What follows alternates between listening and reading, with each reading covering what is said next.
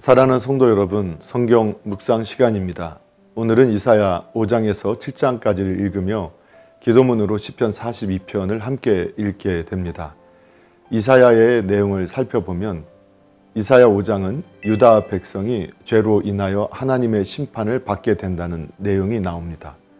5장은 하나님의 계획을 벗어나 범죄한 백성들에 대한 그분의 징벌 계획을 기록하고 있습니다.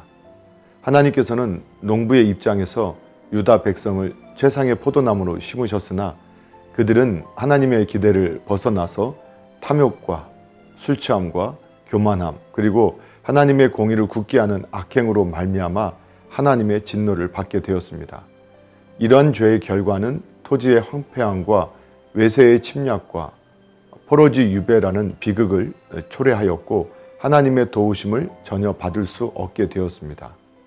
오늘날 수많은 그리스도인들은 이 세상에 살면서 이러한 죄의 상황들을 극복하고 의인으로 살아갈 때 하나님의 긍휼하심을 입어 구원의 길로 인도할 수 있어야 하는데 그것이 그리스도인들의 책임인 것입니다. 이사야 6장에는 이사야의 소명과 사명에 관한 내용이 나옵니다. 6장에는 이사야가 예언자의 길을 걷게 된 결정적인 계기가 되는 환상을 본 사건이 기록되어 있습니다. 즉 하나님께서 보좌에 앉아 계시고 스랍들이 주위에서 하나님의 영광을 찬송하는데 이사야는 그 중에서 자신의 더러운 모습을 발견하고 죄인임을 고백하였습니다. 여기서 우리는 하나님께서 비록 죄인이라고 할지라도 먼저 그 죄를 용서하시고 정결케 하신 후 당신의 일을 맡기심을 알게 됩니다. 오늘날도 하나님께서는 당신의 일꾼을 선택하실 때 먼저 자신의 위치를 올바로 인식하는 자를 고르시어 자기의 죄를 깨닫고 회개하는 사람에게 당신의 일을 맡기십니다. 따라서 우리는 죄로 인하여 죽을 수밖에 없는 자라는 사실을 인정하는 것이 우선해야 할 과제이고 그 후 하나님의 부르심에 응답할 준비를 하여야만 합니다. 이사야 7장에는 하나님의 징조로서 임마누엘에 관한 예언이 나옵니다. 7장에는 유다 당시 시대적 상황이 어려워 아하스가 두려워 떨 때 하나님께서 친히 앞으로 오실 메시아의 징조를 주시면서 공포심에서 벗어나라고 격려하신 말씀이 기록되어 있습니다.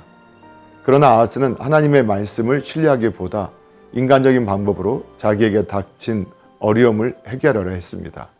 그래서 아수르 왕에게 줄 뇌물을 마련하기 위해 성전을 회파하였습니다.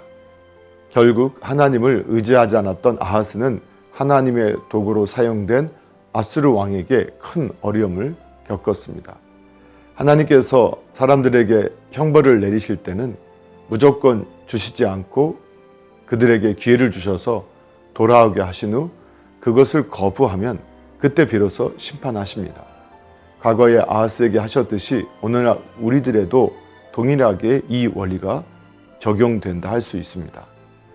사랑하는 성도 여러분, 오늘도 말씀을 읽고 듣고 묵상하는 가운데 하나님의 마음과 뜻을 깨닫고 예수님과 동행하며 예수님을 생각하고 예수님을 닮아가는 복된 믿음의 삶이 되기를 예수님의 이름으로 축복합니다.